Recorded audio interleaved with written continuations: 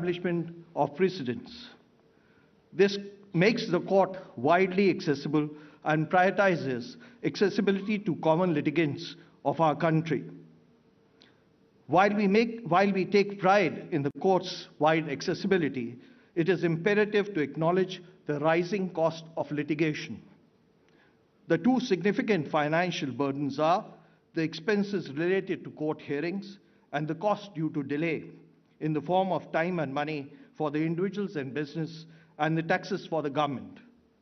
Addressing these challenges requires innovative solutions, including adoption of technology that makes our court citizen-friendly and litigant-driven. At the International Lawyers Conference 2023, our Honorable Prime Minister, Shri Narendra Modi ji, had highlighted the importance of drafting laws simply without complicating their understanding. I must acknowledge that complex articulation often seeps into our judgments. Our judgments, though profound and impactful, should be simple, clear, and brief. This approach is not a departure from the legal rigor. Rather, it is a commitment to enhancing the accessibility of law. Judicial scrutiny of actions of the elected and the executive branches, commonly referred to as power of judicial review, varies along with a spectrum of high to low deference. The court positions itself in this spectrum after weighing the considerations of committee it owes to other institutions, but as an independent and an impartial institution tasked with upholding the Constitution, fundamental rights, and the rule of law. The judges, after hearing both sides, typically deliberate and render the decisions in solitude, a practice designed for in-depth appraisal. By engaging in individual contemplation, the judges aim to insulate their decisions from any undue sway of collective external pressures and to mitigate the impact of personal prejudices. This is not by any means an easy task or ordinary task. It's a responsibility that requires meticulous consideration and deep commitment to fairness. The great thinker Lasky, after enumerating hallmarks of a good judge, had said, and I borrow from him, a good judge is perhaps the rarest of all human types, for in being supremely himself, he must yet be supremely selfless. A society and a system that produces good judges can feel some real assurance about its future. In honoring the 75th year of Indian Supreme Court, let us affirm our collective commitment to these goals and ideals. Thank you and Jai Hind.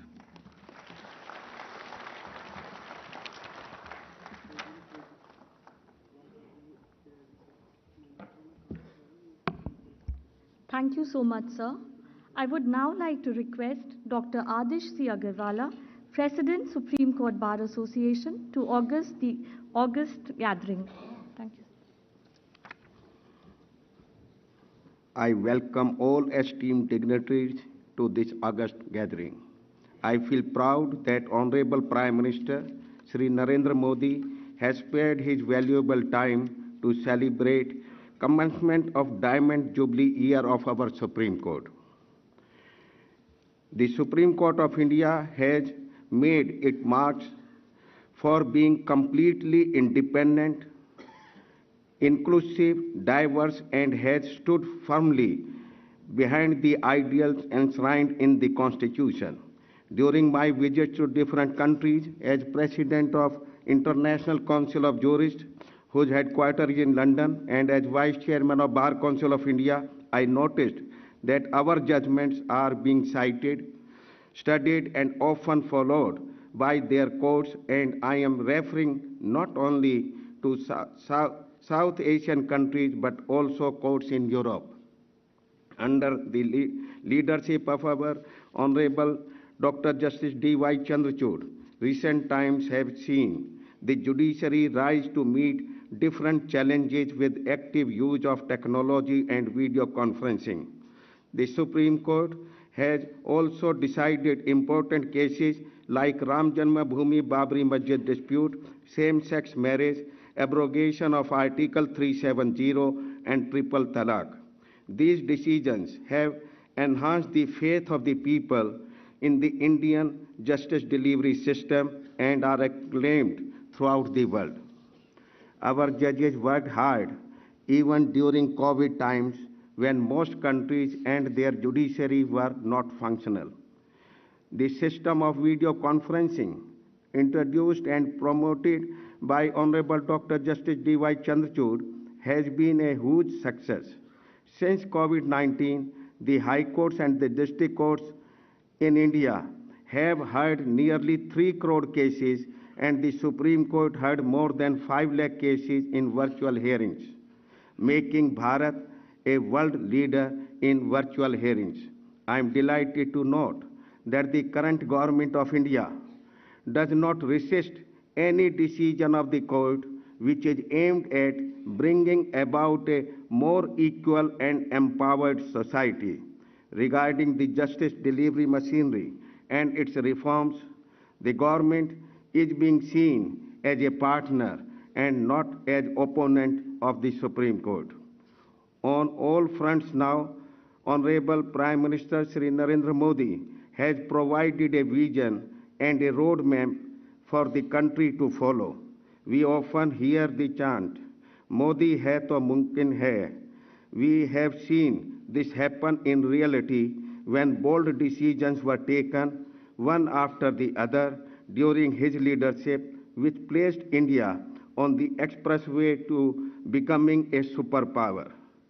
Things which seemed impossible were also made possible because Modi ji took keen interest in the detailing instead of simply creating machineries half-heartedly. Leaders from most of the countries recognize you as a visionary statesman. You have also played a vital role in bringing about world peace and stability through diplomacy. Respected Prime Minister, you have recently overhauled the criminal laws and the law of evidence by bringing in new statutes in keeping with the changing times. This will strengthen our response to crimes and will enhance the faith of people in the law enforcement machinery. Honorable Prime Minister, as the President of the Supreme Court Bar Association, I may bring to your kind attention that our demand for providing chambers and cubicles, medical and life insurance to every regularly practicing member and the enactment of Central Advocates Protection Act are now pending with your government. Honorable Law Minister Shri Arjun Singh Meghwal has promised that the government will fulfill these long-standing demands. I am confident that these demands will also mumkin under your regime. I conclude by assuring both Prime Minister and Chief Justice that just as the government and the honorable courts have provided support to us, the bar to render all cooperation in all initiatives that help to bring people closer to justice. Jai Hind.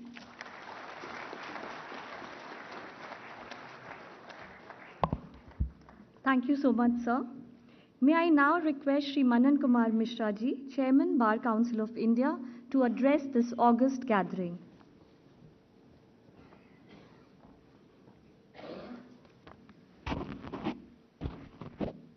Dignitaries on the dais and off the dais, we have gathered here to celebrate the Diamond Jubilee year of our Supreme Court. On this occasion, I would first acknowledge the outstanding contributions of the former and sitting Chief Justices, judges, and stalwart lawyers who have helped the Supreme Court earn its reputation as one of the finest judicial institutions in the world. Started with 7 judges with 1 Chief Justice, our Supreme Court has 34 judges today. Our Supreme Court is said to be the most powerful institution in the world. it has delivered several landmark judgments to uphold the supremacy of the Constitution and the fundamental rights guaranteed under it. Our Supreme Court fully recognizes the powers and supremacy of our Parliament also. In abrogation of Article 370, same-sex marriage matter, the Supreme Court refused to interfere, saying that these are the domain of the Parliament. The concept of public interest litigation is the innovation of our Supreme Court. Perhaps no other court in the world had been exercising this extraordinary jurisdiction. During COVID, as told by the previous speakers, the doors of Indian Supreme Court were open for every needy person. Respected dignitaries, on this momentous occasion, I must highlight the achievements of our Supreme Court under the leadership of Dr. D.Y. Chanchud and other honorable judges of Supreme Court. The ideas and initiatives of information and communication technology are superb under the present CGI. Hybrid hearing system is the game changer for the courtroom access. Integrated case management and information system, translation of judgments in almost all important regional languages, online appearance portal, all new e-filings, e-seva kendraj, use of artificial intelligence, free Wi-Fi in premises, renovation of judges' library, Vidhi Gyan Sampada, training hall, e-copy module, data management and automation, live streaming of Constitution Bench hearings. These are all the historic achievements of our ever young, smart, and handsome Chief Justice of India, Dr. Chanchud. And also all our knowledgeable, sincere, diligent judges of Supreme Court sitting here today. We feel proud when we see and we hear that Cambridge, Oxford jail, सब जगह हमारे चंचूड़ साहब का demand है.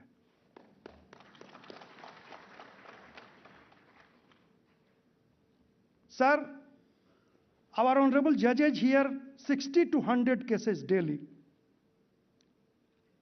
And in every case, they are well prepared. I can emphatically say that no judge of the top court of any other country has the capacity or zeal to do such hard and complicated works.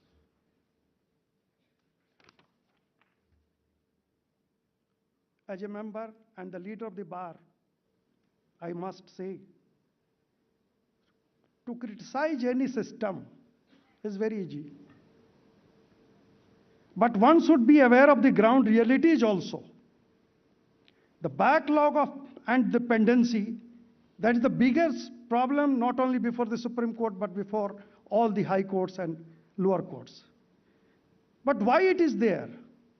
It is because of the immense faith of the people in our judiciary, in the Supreme Court. One should realize that. We need more judges at all levels. And one more thing, the leaders of the bar are here, the Supreme Court leaders are here. Rosters, what matters should be listed before whom, is not the job of the bar. It is for the Honorable Chief Justice and the Honorable Judges to decide. We are to protect the rights, privileges, and interests of the lawyers, but at the same time, we have some limitations also. We should always keep it in mind. Now, something about our Honorable Chief Guest, Honorable the Prime Minister of India, who is sitting here on the dais. Ram Lala's case, a decree was passed in the year 2019. It was affirmed by the Supreme Court, but it was not so easy to get it executed. You all know the region and the situations existing at that time. Sir, it required a very strong willpower, confidence, dynamism, and expertise political skill, along with 56-inch ka seena to get it done. Otherwise, the judgment and decree would have been proved futile. Last On 26th of January, I was in Patna. A few of my school friends, they came to me. As a lawyer, I can say, as a judge, I can't. What will happen to Lok Sabha elections, sir? आप तो chairman हो बार council of India के, आप हर जगह घूमते रहते हो, अभी 24 में क्या होगा? उसी में से एक ने जवाब दिया, अरे होगा क्या, इससे बढ़िया क्या होगा, जो हो रहा है वही होगा. Why? There is no unemployment, almost nil. गरीब कल्याण रोजगार अभियान आ गया. Daughters are no more liabilities. Beti Padhao Beti Bachao. One said that my 2 daughters are IT engineers. 1 minute में मोबाइल से पैसा ट्रांसफर हो जाता है. And this is the all gift of our honorable the chief guest sitting here today. This technology, this has made everything easy. Our economy is growing very fast. Not only the reservation for females, bijli, pani, faster trains, airport, remarkable increase in foreign investment, grand success of Chandrayaan's landing, vocal for local, make in India. Now today we are 5th largest economy in the world. Asian Games record, victory हमारी. List of achievements can never be complete. Bihari भाषा में एक ने बोला, सारा बड़का बड़का देश का शेर लोग हमारे मोदी जी के आगे भींगल सियार लगता है. This was the word used by one of my friends.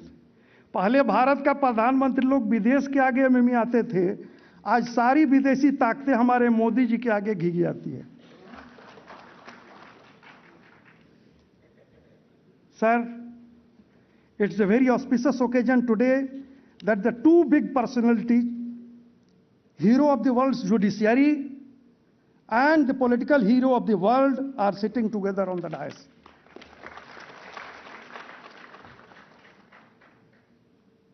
पांच सौ वर्षों तक झेल रहे करोड़ों भारतीयों को मानसिक पीड़ा से उबार कर हमारे रामलला को पुनः भव्य राजमहल सा मंदिर बनवाकर देश में राम राज्य की पुनर्स्थापना करने वाले युग पुरुष, विश्व के सबसे लोकप्रिय, प्रभावशाली और शक्तिशाली राजनेता, विश्व भर में भारत का मान सम्मान और शान बढ़ाने वाले ऐतिहासिक प्रधानमंत्री माननीय नरेंद्र मोदी जी को देश के 25 लाख वकीलों और 140 करोड़ जनता का कोटि प्रणाम और नमस्कार, आभार. सर, आप स्वस्थ रहें, दीर्घायु हों. भगवान आपके नेतृत्व का लाभ इस देश को प्रदान कराते रहें. आने वाले समय में आपका नेतृत्व, हमारा भारत और शक्तिमान बने आपके नेतृत्व में, यही कामना है. जय Bharat.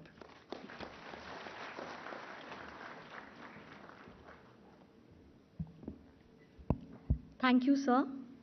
Moving ahead, I would now like to request Shri R. Venkatramani, Learned Attorney General for India, to say a few words on this historic occasion.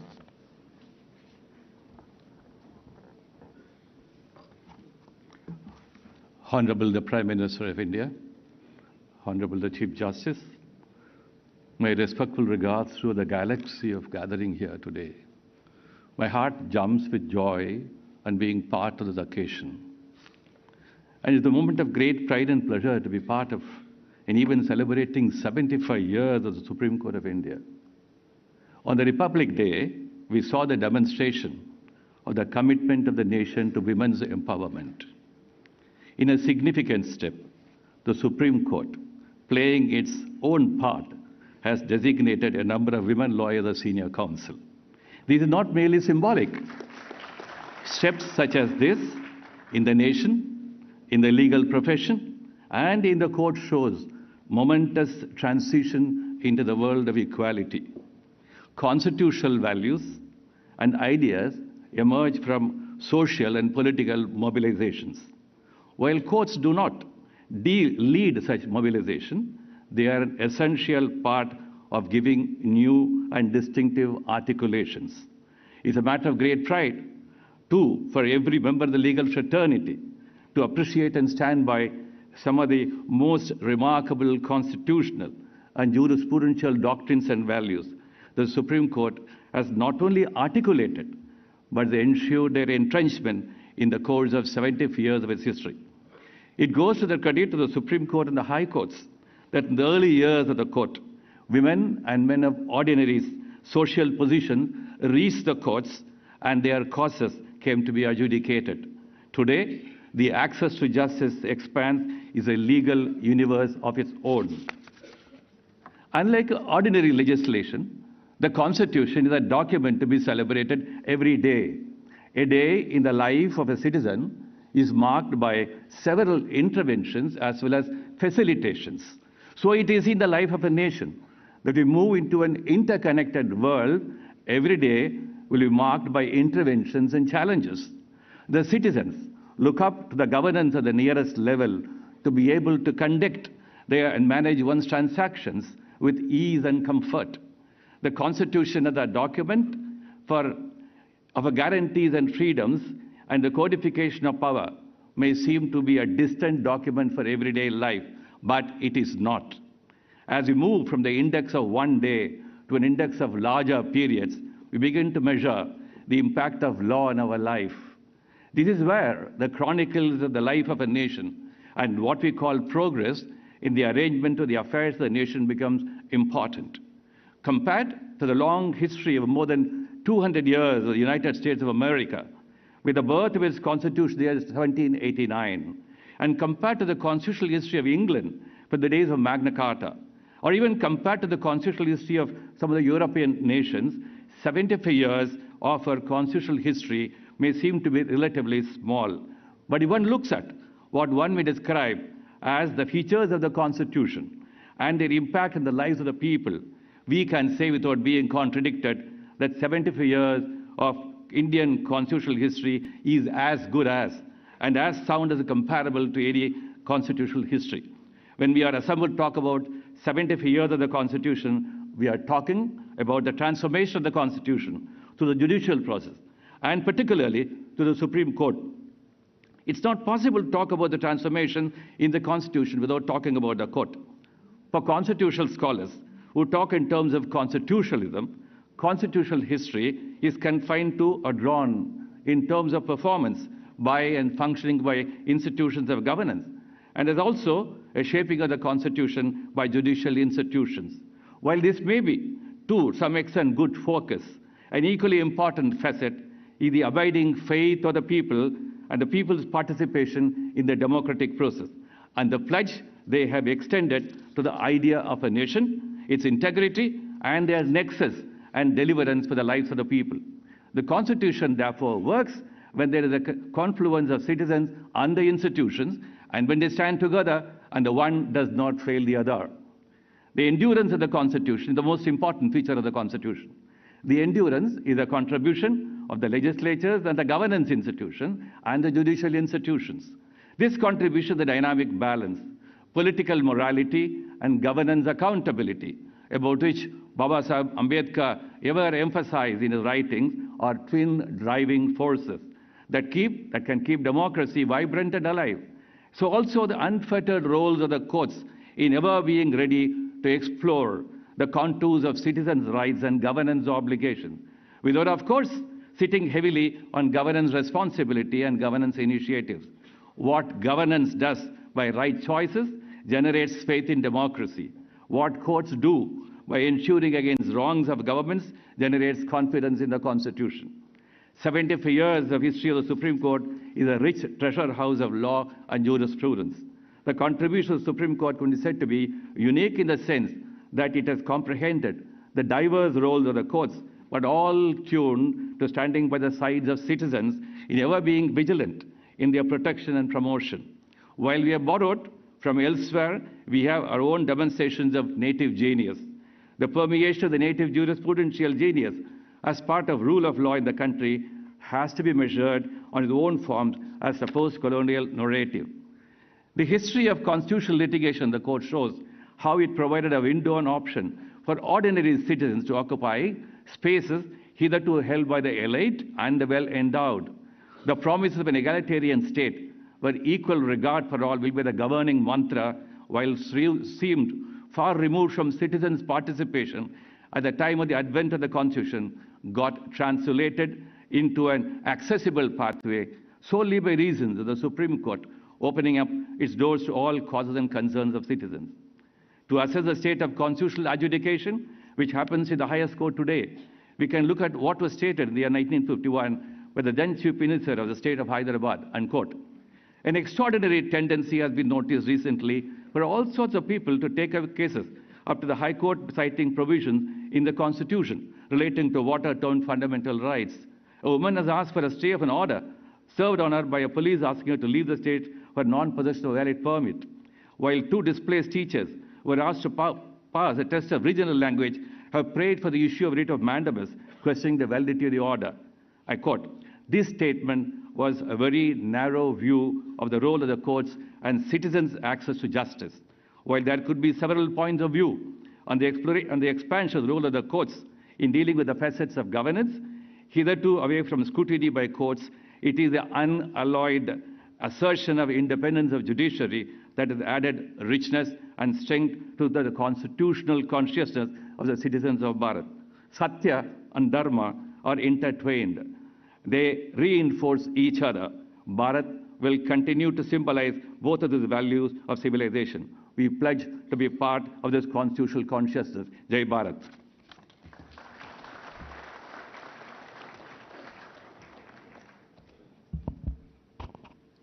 Thank you so much, sir, for this insightful address, where your reflections on the Supreme Court's role and contributions were so beautifully woven together.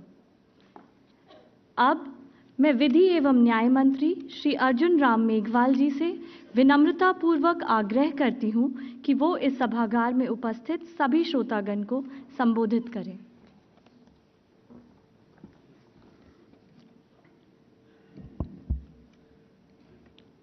Bharat के माननीय उच्चतम न्यायालय के 75 वर्ष पूर्ण होने के अवसर पर आयोजित इस भव्य कार्यक्रम में उपस्थित विश्व के सर्वाधिक लोकप्रिय नेता, विकसित भारत के संकल्प को सिद्धि में परिणत करने हेतु पूर्ण मनोयोग से लगे युग नायक, भारत के यशस्वी प्रधानमंत्री आदरणीय श्री नरेंद्र मोदी जी, भारत के माननीय उच्चतम न्यायालय के मुख्य न्यायाधीश doctor D.Y. Chandrachud ji, justice Shri Sanjiv Khanna ji, न्यायाधीश supreme court, justice Shri B.R. Gavai sahab, न्यायाधीश supreme court, Shri R. Venkataramani ji, attorney general of India, Shri Manan Kumar Mishra ji, chairman bar council of India, doctor Adish C Aggarwala, president supreme court bar association, तथा उपस्थित माननीय सुप्रीम कोर्ट के न्यायाधीशगण, विभिन्न हाई कोर्ट्स के माननीय मुख्य न्यायाधीशगण, श्रीलंका, बांग्लादेश, नेपाल, मॉरिशस व भूटान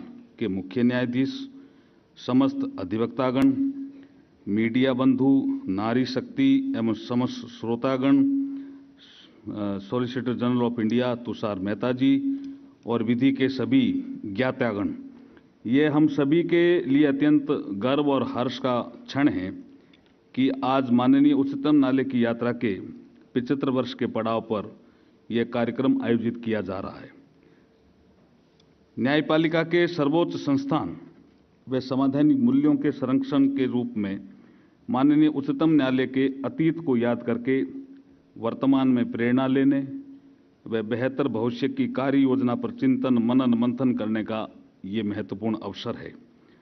लगभग 5000 वर्ष के वैभवशाली इतिहास तथा लोकतंत्र की जननी भारत की विरासत के साथ स्वतंत्र भारत में न्यायिक व्यवस्था के सिरमौर सुप्रीम कोर्ट के 75 वर्ष पूर्ण होने पर आयोजित इस कार्यक्रम के लिए मैं आप सभी को बधाई देता हूं।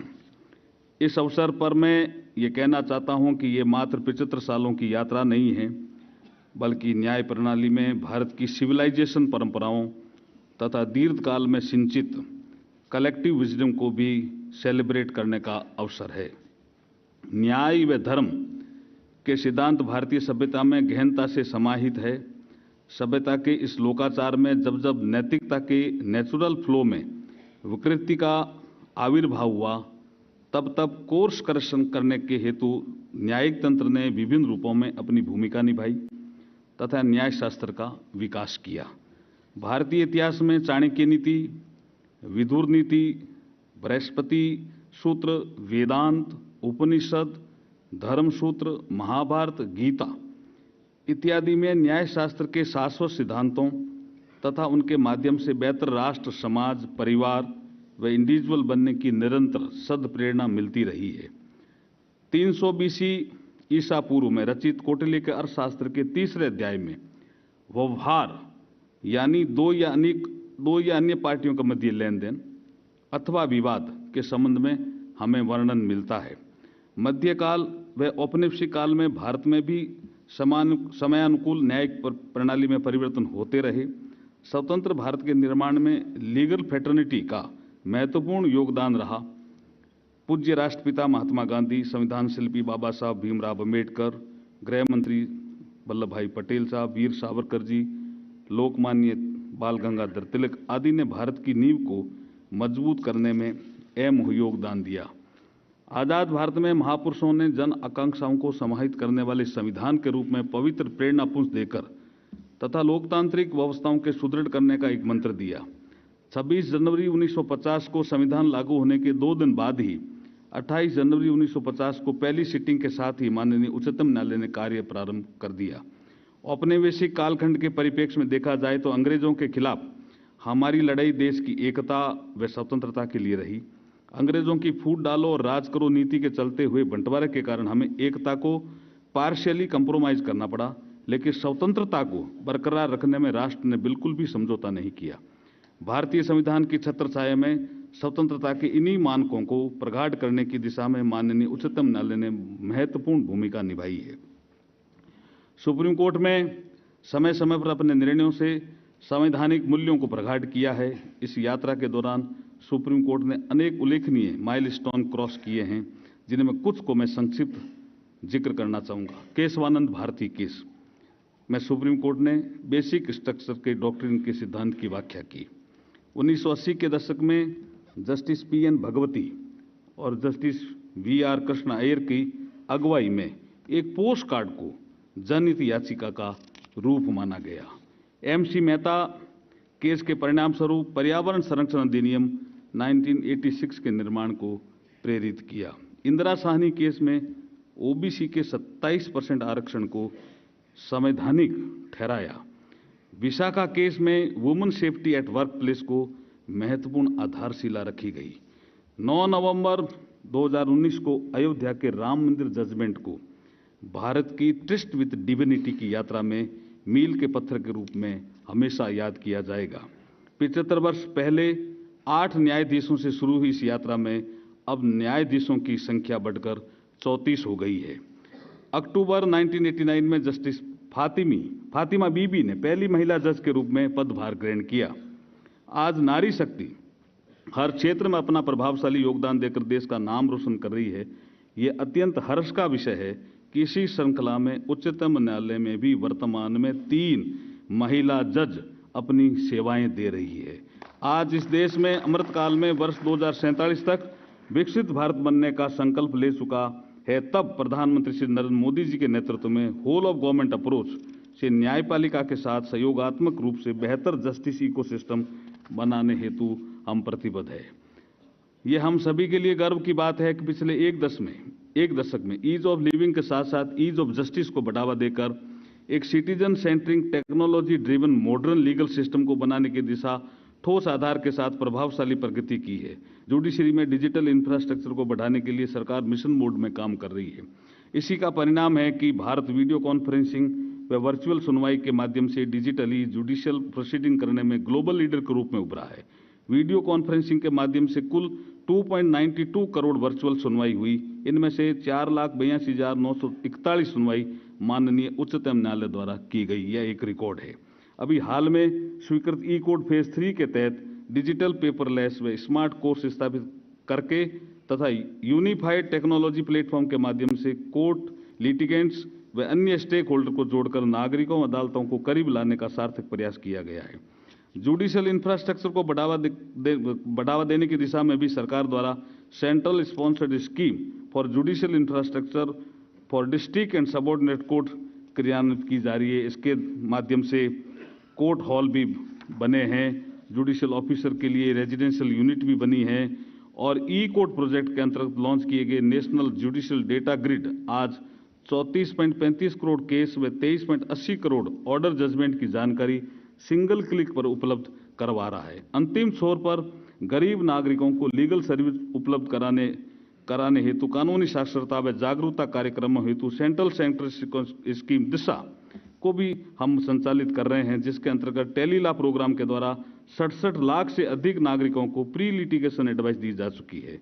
इसी तरह से भारतीय गणतंत्र के 75 वर्ष पूर्व होने पर वर्ष भर चलने वाले अभियान हमारा संविधान हमारा सम्मान का शुभारंभ doctor B R. Ambedkar international centre Delhi में माननीय उपराष्ट्रपति श्री जगदीप धनखड़ जी के द्वारा न्याय सेतु लॉन्च किया गया, जो कि टेक्नोलॉजी के द्वारा समावेशी रूप में कानूनी जानकारी, कानूनी सलाह व सहायता प्रदान करने का एक प्लेटफॉर्म है।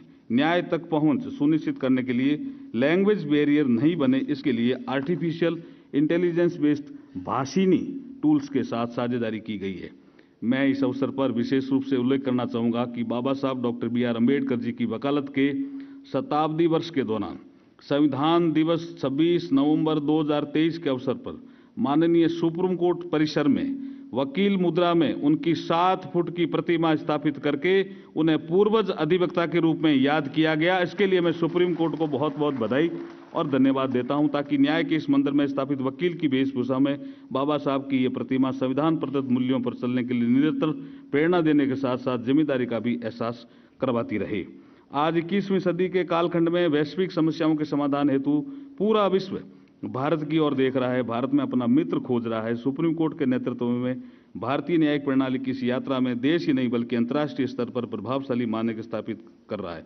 आज विश्व भर के 40 से अधिक देशों के उच्चतम न्यायालयों ने भारत के सुप्रीम कोर्ट के जजमेंट को रेफर करके अपने निर्णय लिए हैं। ग्लोबल साउथ के देशों में न्याय की पहुंच को बढ़ाने के लिए 27 से 28 नवंबर 2023 को नालसा द्वारा UNDP, UNICEF, international legal foundation के सहयोग से first regional conference on access to legal aid strengthening access to justice in global south का सफल आयोजन किया है। मैं इस अवसर पर उच्चतम न्यायालय के 4 जो justice Dalbir Bhandari, justice R S. Pathak, justice Nagendra Singh, justice sir Benegal Rau, जो इंटरनेशनल कोर्ट ऑफ जस्टिस में जज के रूप में अपनी सेवाएं दे चुके हैं, जो कि विश्व में भारतीय न्यायपालिका की स्वच्छ, निष्पक्षता और प्रभावशाली छवि का परिचायक है। एक तरफ भारत विश्व की 5वीं सबसे बड़ी अर्थव्यवस्था के रूप में तेजी से विकास यात्रा पर गतिमान है, वहीं दूसरी ओर अल्टरनेटिव डिस्प्यूट रिजोल्यूशन के माध्यम से कानूनी मध्यस्थता का हब बनने भारत जा रहा है। मैं इस अवसर पर कानून और न्याय मंत्रालय ने जो विजन 2047 के रूप में जस्टिस फॉर ऑल का लक्ष्य प्रस्तावित किया है, इसके अंतर्गत speedy, affordable and technology enabled citizen centring door step justice delivery system के द्वारा न्याय की सुगम पहुंच का लक्ष्य रखा गया है। आज अमृतकाल के अंदर आत्मविश्वास से परिपूर्ण भारत देश आत्मनिर्भर होकर 2047 तक विकसित होने के लक्ष्य पर आगे बढ़ रहा है। इस लक्ष्य की प्राप्ति के लिए एक मजबूत, निष्पक्ष एवं स्वतंत्र न्यायिक व्यवस्था के आधार पर स्तंभ के रूप में सुप्रीम कोर्ट महत्वपूर्ण भूमिका निभाएगा।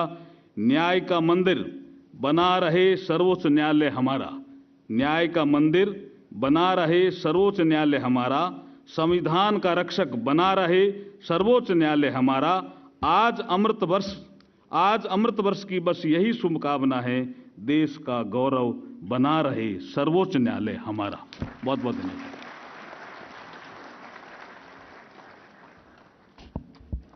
धन्यवाद माननीय मंत्री जी। May I now request the Chief Justice of India, Justice D.Y. Chandrachud, to please share his thoughts with us on this momentous occasion.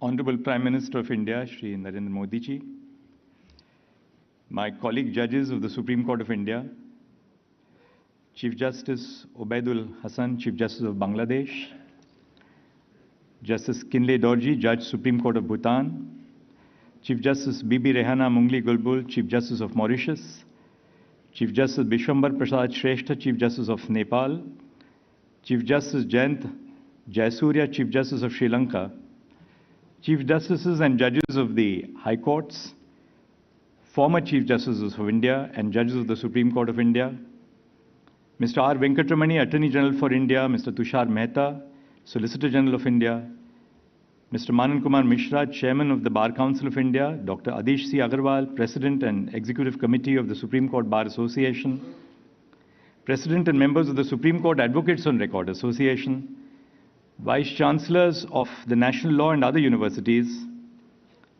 members of the Bar, students, young and not so young, you're all students for our whole life, distinguished guests, ladies and gentlemen. Today is a momentous occasion in the history of our nation. The Supreme Court of India marks the commencement of the Diamond Jubilee year of the moment of its inception on 28 January 1950. First and foremost, I thank the Honorable Prime Minister of India, who graciously agreed to be with us, address the audience, and launch the new initiatives of the Supreme Court of India. I also extend my heartfelt gratitude to my esteemed counterparts from Bangladesh, Bhutan, Mauritius, Nepal, and Sri Lanka for joining us and commemorating this occasion together. India has long-standing cultural bonds with them, and the presence of the Chief Justices today strengthens India's ties with their nations. A conversation about this court must necessarily be prefaced with a conversation about the Constitution of India. It was through the Constitution that the people of our country gave to themselves this court. The Constitution is not just a legal document. Its soul lies in the feeling which it engenders, a feeling of mutual respect towards fellow citizens, a feeling of responsibility in the institutions which it creates. The constitutional ideals permeate the fabric of our nation, guiding the actions and interactions of both the governed and those who govern them. The Supreme Court was established with a sense of idealism that laws would be interpreted by a constitutional court in accordance with the rule of law and not by colonial values or social hierarchies. It affirmed the belief that the judiciary should serve as a bulwark against injustice, tyranny, and arbitrariness. The Supreme Court is an institution of resolution and justice. The fact that people approach it in large numbers speaks to how far we have succeeded in discharging that role. Today is not only a celebration of that one day when the Supreme Court came into being, it also is a celebration of the decades' worth of hard work by succeeding generations of judges and lawyers that went into making this a people's court. In celebrating the history of this day, we must look back and look forward in equal measure. Since the founding of the court, our actions have been guided by Mahatma Gandhi's profound words. Recall the face of the poorest and weakest man whom you have seen, and ask yourself if the step you contemplate is going to be of any use to him. Our decisions both in the judicial and administrative realms have been aimed at enhancing accessibility to the Indian judicial system for common citizens. Through its judgments, the Supreme Court has enhanced the rights of citizens by diluting the standards of local standi and by recognizing a new set of rights under Article 21 of the Constitution, such as the right to a speedy trial. On the administrative side, the Supreme Court has been identifying and eliminating as many barriers to justice: unequal access to legal resources, unfamiliarity of the English language, issues of physical accessibility of courts, in order to create procedural fairness. The e-courts project of the Supreme Court of India attempts to enhance accessibility and transparency of the justice delivery system. At the heart of these initiatives is the desire to transform the judicial system into a technology-enabled, efficient, accessible, and environmental-friendly institution. Let me briefly summarize the achievements of the court in simplifying its process. E-filing of cases. The front desk experience of approaching courts has changed completely. As opposed to lawyers lugging trolley carts of papers, we now have the facility of filing cases at the click of a button. An upgraded version of the Supreme Court's e-filing platform was launched in May 2023. It offers a host of improved features that have made 24/7 filing of cases simpler, faster, and convenient. Nearly 128,000 e-filings have been done so far, with a consistent rise in the share of e-filings compared to physical filings. E-filings are available in 25 states. They have recorded over 29 lakh cases which have been e-filed. With the immense support of the bar and the bench, we were able to swiftly shift to virtual hearings during COVID-19.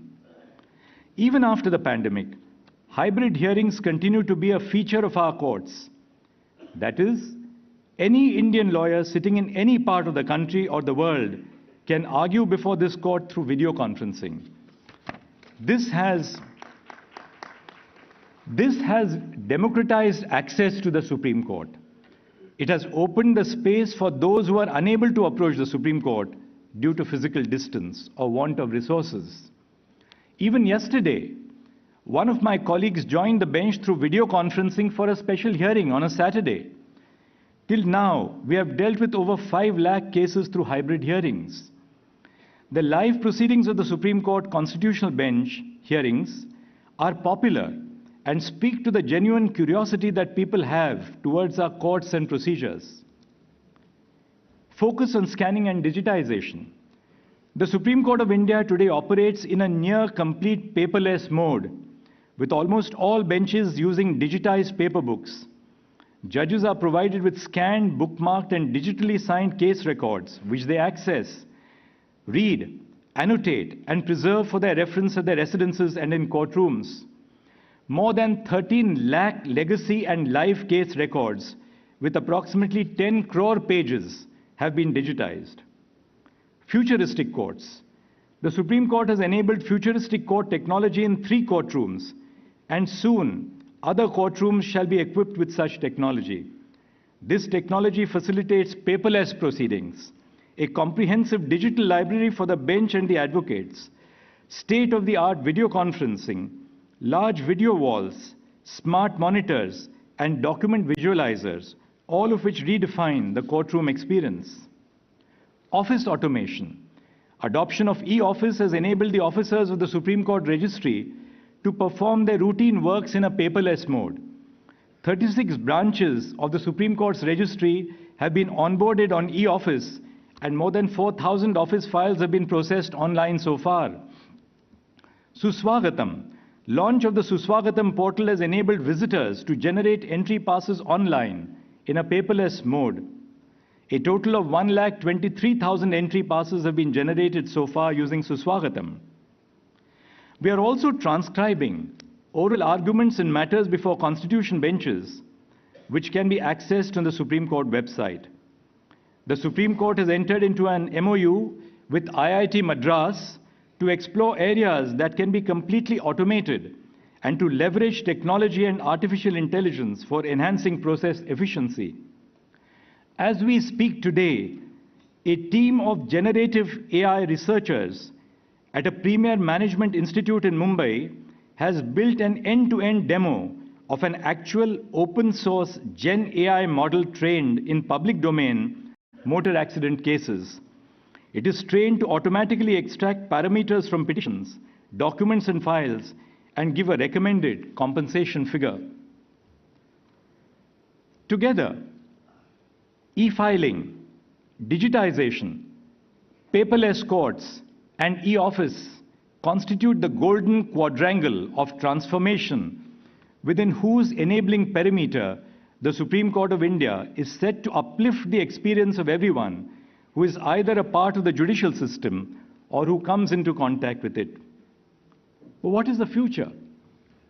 The Supreme Court is soon going to migrate its digital data to a safe, secure, and sovereign cloud-based infrastructure. This would be a shot in the arm for the IT setup of the court. Cloud storage would ensure privacy, integrity, high availability, and secure accessibility of the Supreme Court's domain data. We are also on the verge of opening a war room equipped with technology that would enable the Supreme Court to monitor judicial data of the entire country in real time by using the National Judicial Data Grid and iJuris, both of which were information sharing platforms. For the district judiciary, iJuris has been launched by the Supreme Court to monitor statistics of vacancies and infrastructure relating to the district judiciary. Facilitating free accessibility of judgments for citizens and litigants has always been a priority of the e-courts project. As of today, 36,209 judgments are uploaded online on the eSCR portal in English, out of which about 36,000 judgments have been translated into Hindi, and around 11,000 judgments have been translated to other Indian languages with the help of AI-assisted machine learning.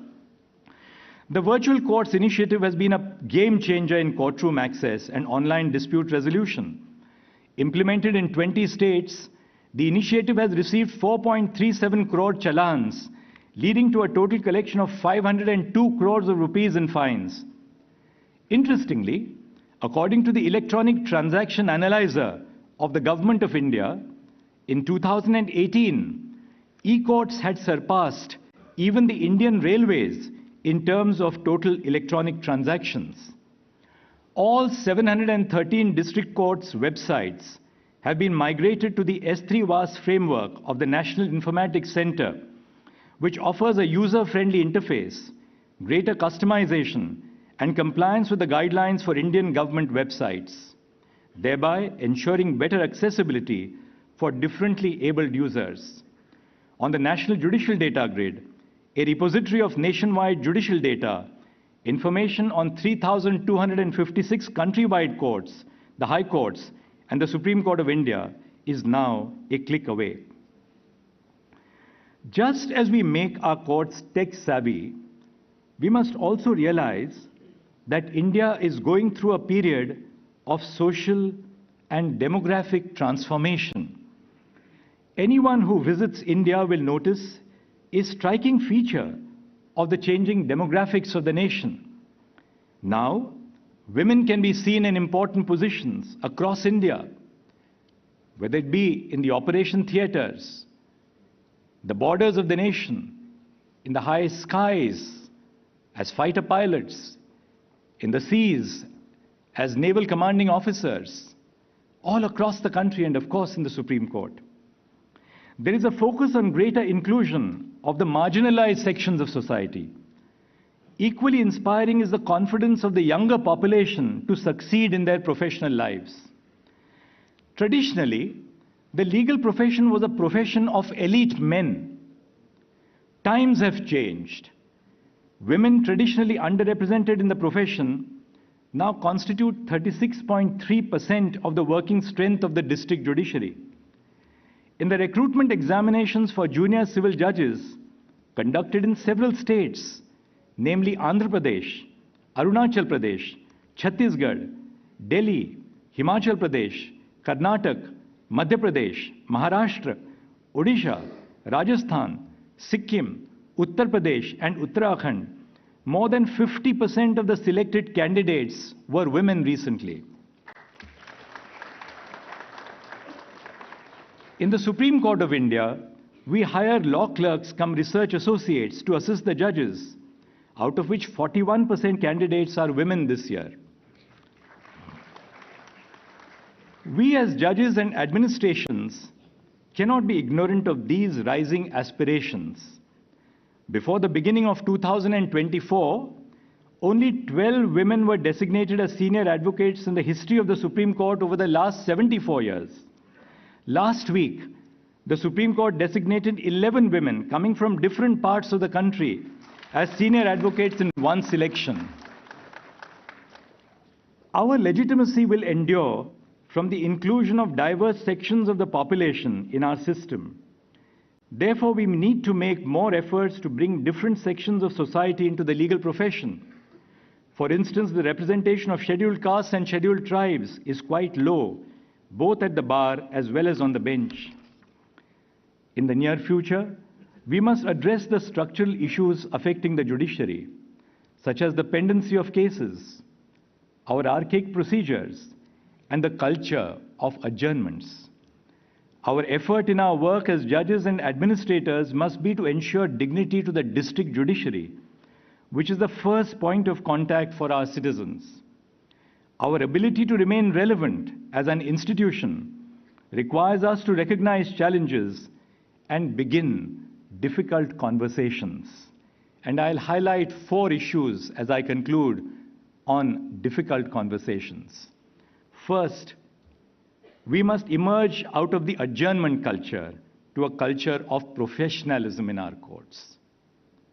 Second, we have to ensure that the length of oral arguments does not interminably delay judicial outcomes and lead to the capture of judicial institutions by the powerful and the mighty. Third, the legal profession must provide a level playing field for first-generation lawyers, men, women, and others from marginalized segments who have the will to work hard and the potential to succeed. And fourth, let us begin the conversation on long vacations and decide, of course in consultation with the bar, whether alternatives such as flexi time for lawyers and judges is possible. The 75th year since the founding provides an opportunity to meet these challenges and step into the future with an honest assessment of our progress. We must reflect on the journey that we have traversed and renew our pledge to uphold the Constitution within and beyond our courtrooms. Our mission to make the judiciary accessible to all would be incomplete without the support of our high courts. I thank the judges and the staff of all the high courts, as indeed I thank my own colleagues and staff in the Supreme Court in facilitating our initiatives which are being launched today. Thank you. Namaskar.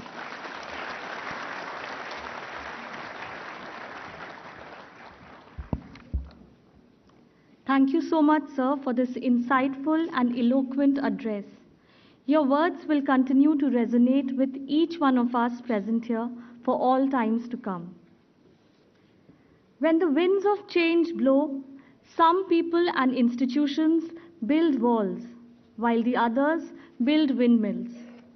Taking note of the winds of technological progress and change blowing across the world, the judges and the administration of the Honorable Supreme Court of India decided to embrace and harness the transformative power of technology to enhance accessibility, efficiency, and transparency within the judicial system. As the Supreme Court of India enters a brave new world of technological advancement, it continues to make incredible strides in its institutional journey. Today, we shall witness the launch of 3 citizen-centric e-initiatives of the Supreme Court of India, such as the Digital Supreme Court Reports, DigiSCR, the Digital Courts 2.0, and the new website of the Supreme Court of India. अब मैं माननीय प्रधानमंत्री जी से निवेदन करती हूँ कि वो अपने समक्ष रखे हुए रिमोट का बटन दबाकर इन इनिशिएटिव्स का औपचारिक रूप से लोकार्पण करें।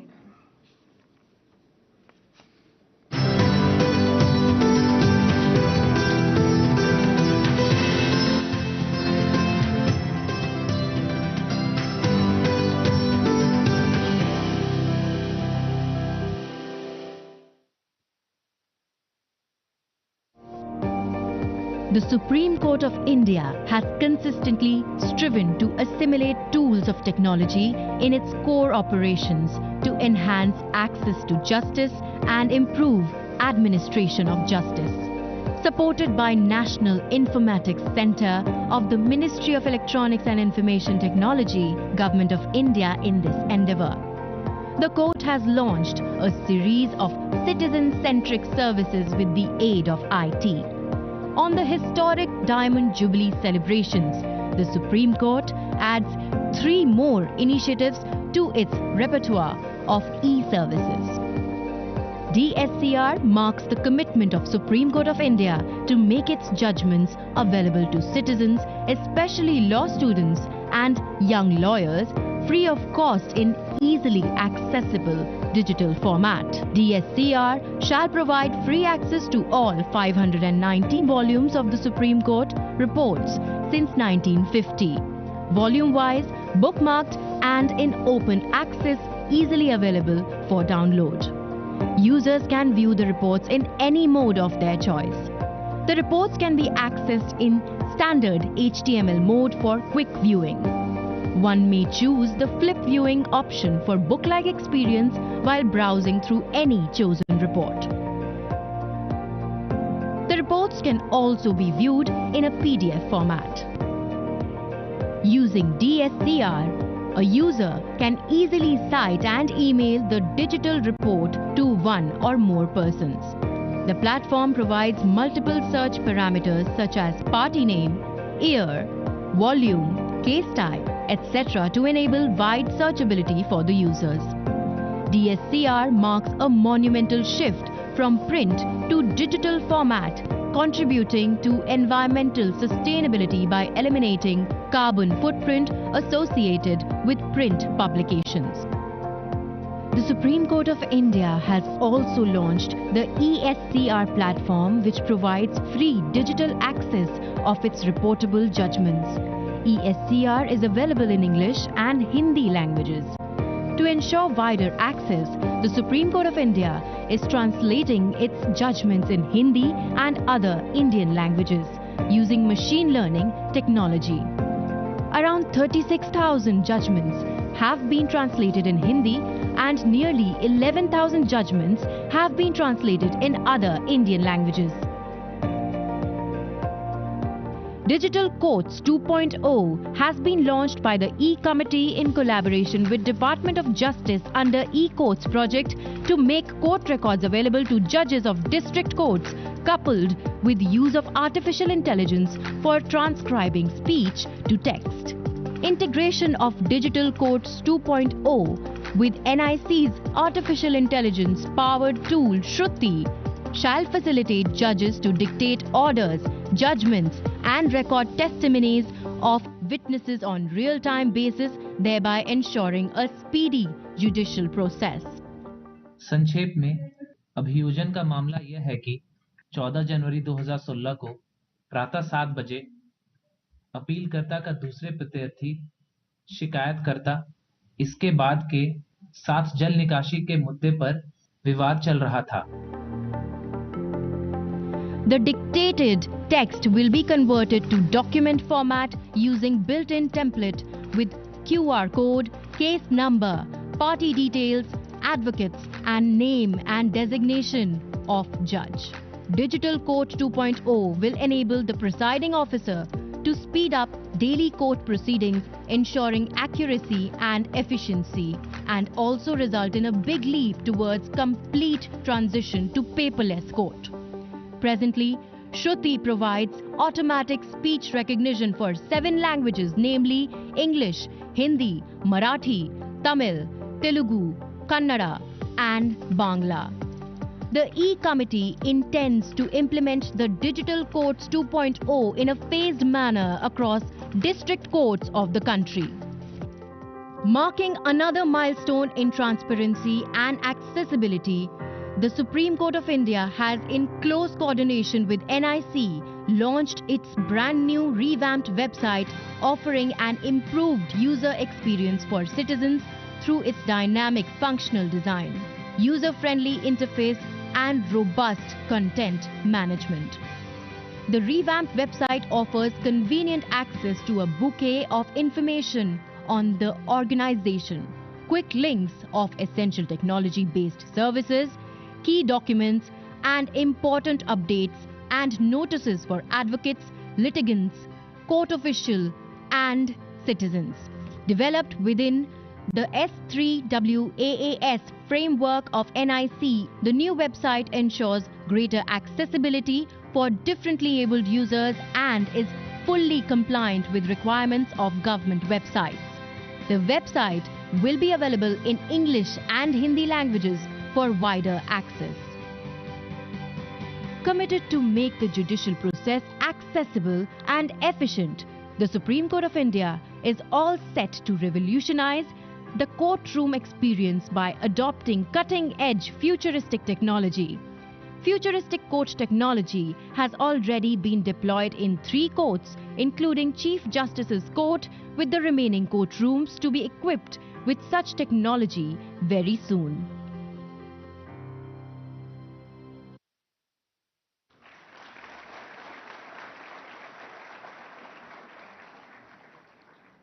On this special occasion, may I now request the Chief Justice of India, Justice D.Y. Chandrachud, to present a memento to the Honorable Prime Minister of India.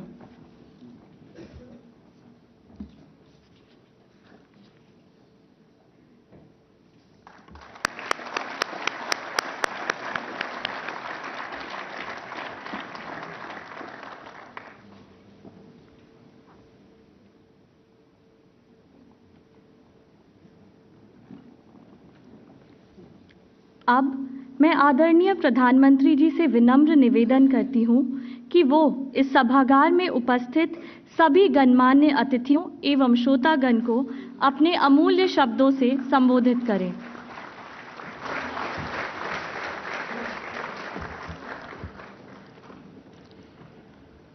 Bharat के मुख्य न्यायाधीश डी.वाई. चंद्रचूड़ जी, सुप्रीम कोर्ट के न्यायमूर्तिगण, विभिन्न हाई कोर्ट के मुख्य न्यायाधीश, विदेशों से आए हुए हमारे मेहमान जजेस, केंद्रीय कानून मंत्री अर्जुन राम मेघवाल जी, अटॉर्नी जनरल वेंकट रमानी जी, बार काउंसिल के chairman Manan Kumar Mishra ji, supreme court bar association के अध्यक्ष डॉक्टर आदिश अग्रवाला जी, अन्य महानुभाव, देवी और सज्जनों, 2 दिन पहले भारत के संविधान ने अपने 75 वर्ष में प्रवेश किया है। आज भारत के सुप्रीम कोर्ट के भी 75वें वर्ष का शुभारंभ हुआ है। इस ऐतिहासिक अवसर पर आप सभी के बीच आना अपने आप में सुखद है। मैं आप सभी न्यायविदों को इस अवसर पर अपनी शुभकामनाएं देता हूं। साथियों, भारत के संविधान निर्माताओं ने स्वतंत्रता, समानता और न्याय के सिद्धांतों वाले स्वतंत्र भारत का सपना देखा था। भारत के सुप्रीम कोर्ट ने इन सिद्धांतों के संरक्षण का निरंतर प्रयास किया है। अभिव्यक्ति की आजादी हो, व्यक्तिगत स्वतंत्रता हो, सामाजिक न्याय, सोशल जस्टिस हो, सर्वोच्च न्यायालय ने भारत की वाइब्रेंट डेमोक्रेसी को निरंतर सशक्त किया। 7 दशकों से भी लंबी इस यात्रा में सुप्रीम कोर्ट ने इंडिविजुअल राइट्स और फ्रीडम ऑफ स्पीच पर कई महत्वपूर्ण निर्णय किए हैं। इन फैसलों ने देश के सोशियो पॉलिटिकल परिवेश को एक नई दिशा दी है। साथियों, आज भारत की हर संस्था, हर संगठन, कार्यपालिका हो या विधायिका, अगले 25 वर्षों के लक्ष्यों को सामने रखकर काम कर रही है। इसी सोच के साथ आज देश में बड़े-बड़े रिफॉर्म्स भी हो रहे हैं। भारत की आज की आर्थिक नीतियां कल के उज्जवल भारत का आधार बनेगी। भारत में आज बनाए जा रहे कानून कल के उज्जवल भारत को और मजबूत करेंगे। बदलती हुई वैश्विक परिस्थितियों में आज पूरी दुनिया की नजर भारत पर है।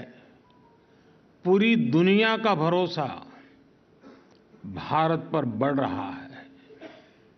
ऐसे में आज भारत के लिए जरूरी है कि हम हर अवसर का लाभ उठाएं, कोई भी अवसर जाने न दें।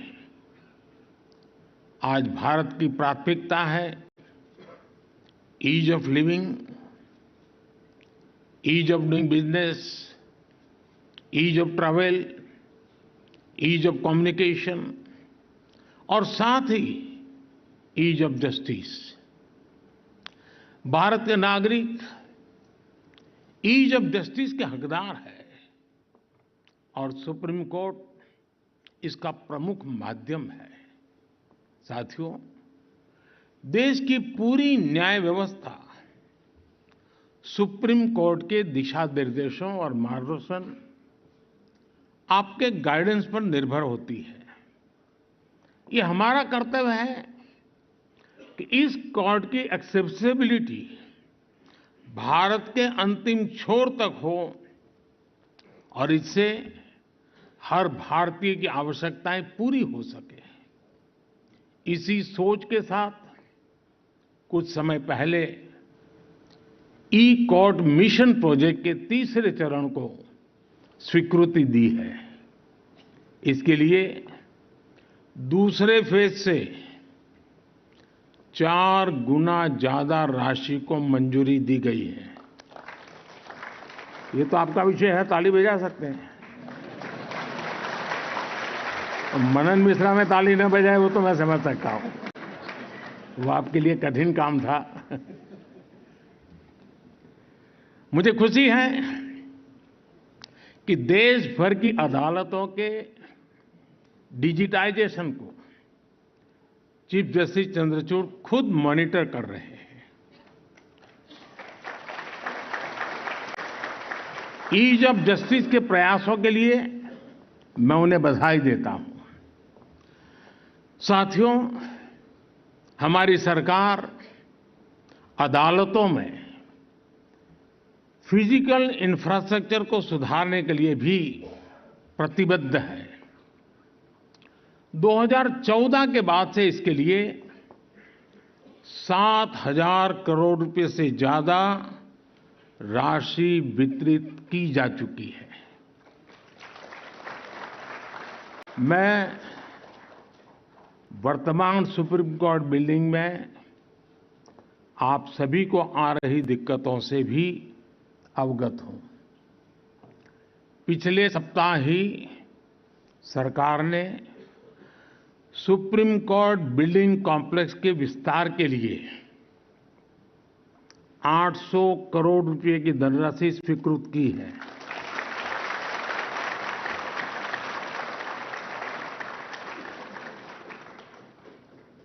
बस अब आप लोगों के पास कोई संसद भवन की तरह पिटीशन लेकर ना आ जाए कि फिजूल खर्ची हो रही है। साथियों, आज आपने मुझे सुप्रीम कोर्ट के कुछ डिजिटल इनिशिएटिव का शुभारंभ करने का भी मौका दिया है। डिजिटल सुप्रीम कोर्ट रिपोर्ट्स की मदद से सर्वोच्च न्यायालय के निर्णय अब डिजिटल फॉर्मेट में भी मिल सकेंगे। मुझे देखकर अच्छा लगा कि सुप्रीम कोर्ट के फैसलों को स्थानीय भाषाओं में ट्रांसलेट कराने की व्यवस्था भी शुरू कर दी गई है। मुझे उम्मीद है कि देश की अन्य अदालतों में भी जल्द ऐसी व्यवस्था हो सकेगी। साथियों, आज टेक्नोलॉजी कैसे ईज ऑफ जस्टिस में मददगार साबित हो सकती है, इसका एक कार्यक्रम अपने आप में एक उदाहरण है। मेरा ये संबोधन अभी एआई की मदद से इसी वक्त इंग्लिश में ट्रांसलेट हो रहा है और आप में से कुछ लोग भाषिणी ऐप के माध्यम से उसे सुन भी रहे हैं। कुछ शुरुआती दिक्कतें हो सकती है, लेकिन टेक्नोलॉजी कितना बड़ा कमाल कर सकती है ये इससे पता चलता है। हमारी अदालतों में भी इसी तरह की टेक्नोलॉजी का उपयोग करके सामान्य नागरिकों का जीवन आसान बनाया जा सकता है। आपको याद होगा, मैंने कुछ समय पहले कानूनों को सरल भाषा में लिखे जाने की बात कही थी। मैं समझता हूं कि अदालत के निर्णयों का आसान भाषा में लिखे जाने से आम लोगों को और मदद मिलेगी। साथियों, अमृतकाल के हमारे कानूनों में भारतीयता और आधुनिकता की समान भावना दिखनी भी उतनी आवश्यक है। वर्तमान की परिस्थितियां और बेस्ट प्रैक्टिसेस के अनुरूप सरकार भी कानूनों को मॉडर्नाइज करने पर काम कर रही है। पुराने कॉलोनियल क्रिमिनल लॉज को खत्म करके सरकार ने भारतीय नागरिक सुरक्षा संहिता, भारतीय न्याय संहिता और भारतीय साक्ष्य अधिनियम की व्यवस्था शुरू की है। इन बदलावों के कारण हमारे लीगल, पॉलिसिंग और इन्वेस्टिगेटिव सिस्टम ने नए दौर में प्रवेश किया है। एक बहुत बड़ा परिवर्तन है। सैकड़ों वर्ष पुराने कानूनों से नए कानूनों तक पहुंचने का परिवर्तन सहज हो, यह बहुत जरूरी है। इसके लिए पहले ही सरकारी कर्मचारियों की ट्रेनिंग और कैपेसिटी बिल्डिंग का काम भी शुरू कर दिया गया है। मैं सुप्रीम कोर्ट से आग्रह करूंगा कि वो भी सभी स्टेक होल्डर्स की ऐसी कैपेसिटी बिल्डिंग के लिए भी आगे आए। साथियों, एक सशक्त न्याय व्यवस्था विकसित भारत का प्रमुख आधार है। सरकार भी लगातार एक विश्वस्त व्यवस्था बनाने के लिए अनेक निर्णय कर रही है। जन विश्वास बिल इसी दिशा में उठाया गया कदम है। इससे आने वाले समय में न्याय व्यवस्था पर बेवजह पड़ने वाला बोझ कम होगा। इससे पेंडिंग केसेस की संख्या भी घटेगी। आप जानते हैं कि सरकार द्वारा अल्टरनेटिव डिस्प्यूट रिजोल्यूशन के लिए लॉ ऑफ मीडिएशन की व्यवस्था भी की गई है। इससे भी हमारी न्यायपालिका, विशेष रूप से सब ऑर्डिनेट जुडिशरी पर पड़ने वाला बोझ कम हो रहा है। साथियों, सभी के प्रयास से ही भारत 2047 तक विकसित भारत के लक्ष्य को प्राप्त कर पाएगा। और इसमें निश्चित तौर पर सुप्रीम कोर्ट के अगले 25 वर्षों की भी बड़ी सकारात्मक भूमिका है। एक बार फिर आप सबने यहां मुझे निमंत्रित किया। आप सबके ध्यान में शायद एक बात आई होगी, लेकिन ये फोरम ऐसा है कि मुझे लगता है कि उसका जिक्र करना मुझे अच्छा लगेगा। इस बार जो पद्मा अवार्ड जो दिए गए हैं, उसमें सुप्रीम कोर्ट के रिटायर्ड जज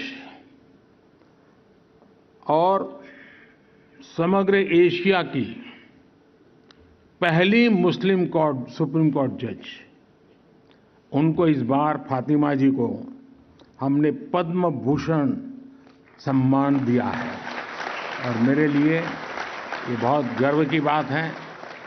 एक बार फिर मैं सुप्रीम कोर्ट को उसके 75 वर्ष पर बहुत बहुत बधाई देता हूं। बहुत बहुत धन्यवाद।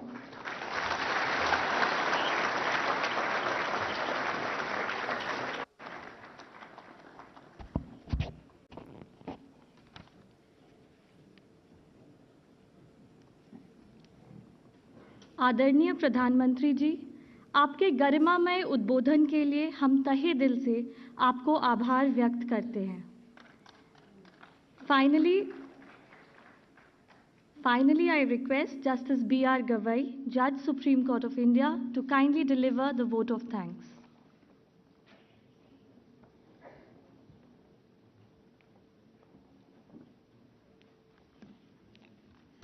Honorable Prime Minister of India, Shri Narendra Modi ji, Honorable Chief Justice of India, Dr. Justice D.Y. Chandrachud, Mrs. Chandrachud, my distinguished colleague Justice Sanjeev Khanna, and my esteemed colleagues on the bench, former Chief Justices and former judges of the Supreme Court of India, Chief Justices and judges from the judiciaries of Bangladesh, Bhutan, Mauritius, Nepal, and Sri Lanka, Union Minister of State of Law and Justice, Shri Arjun Ram Meghwal ji, the Learned Attorney General for India, Shri R. Venkatramani, Chief Justices and Judges of the High Courts, Shri Tushar Mehta, Solicitor General of India and the Law Officers, Shri Rahate, Secretary Justice, Shri Nitin Chandra, Secretary Law, Chairman of the Bar Council of India, Shri Manan Kumar Mishra ji,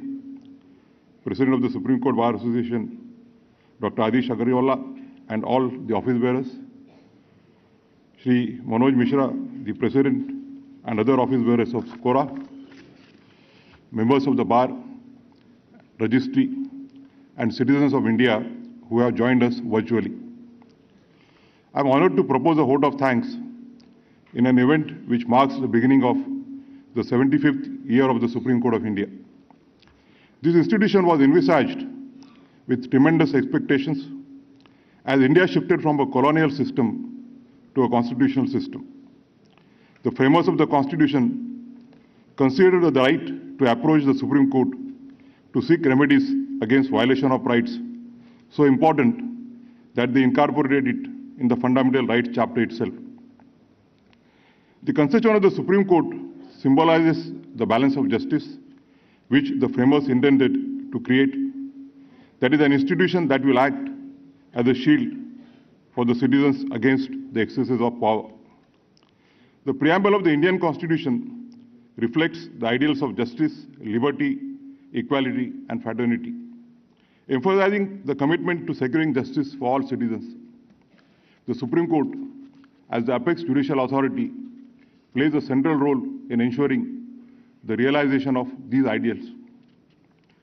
Referring to Article 32 of the Indian Constitution, which provides for citizens to approach the Supreme Court, Dr. B.R. Ambedkar, the chief architect of the Indian Constitution, once said, and I quote, "If I was asked to name any particular article in this Constitution as the most important, an article without which this Constitution would be a nullity, I could not refer to any other article except Article 32. It is the very soul of the Constitution and the very heart of it," unquote. Over the last 74 years, the Supreme Court has indeed acted as the heart and soul of the Constitution. Through its judgments, the court has safeguarded the rights of citizens on numerous occasions. Today's event provides expression to the commitment which the judges have carried in the last 74 years. Today, we have also launched a few new initiatives. This shows the continuing dedication of the court to make its process accessible and feasible for the common citizen. The Constitution also emphasizes on social and economic justice in addition to political justice. As Dr. Ambedkar has stated in his last address to the Constituent Assembly on 25th of November 1949. It cannot be denied that in the last 74 years of the functioning of the Constitution of India, all the three wings of the state, the legislature, the executive, and the judiciary have worked towards achieving the goals of social, economic, and political equality.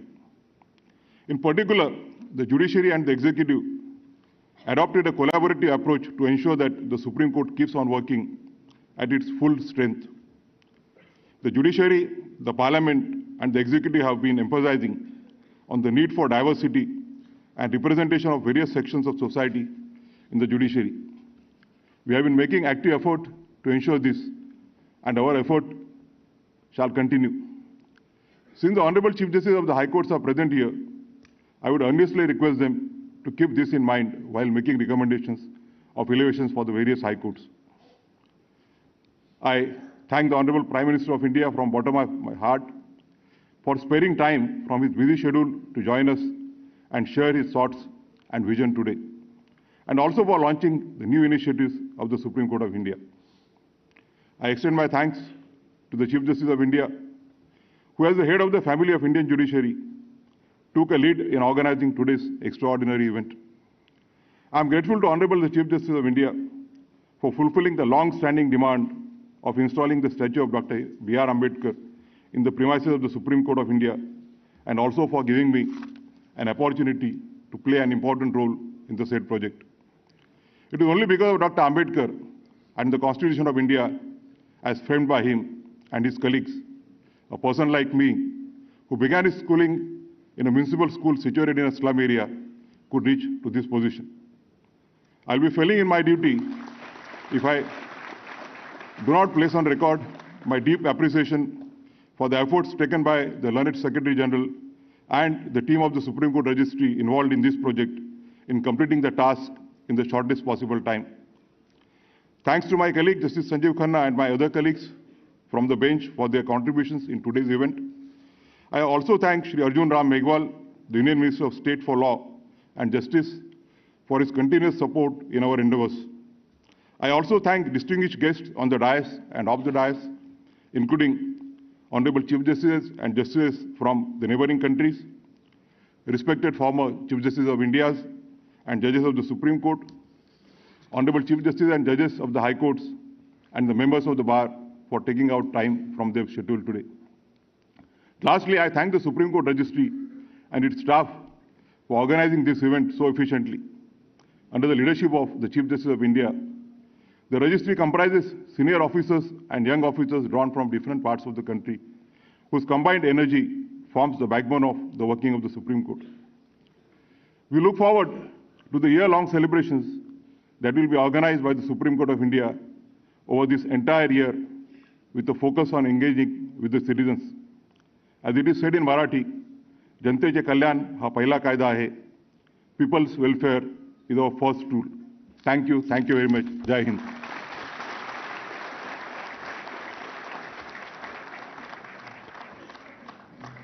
With this, we come to the end of the program.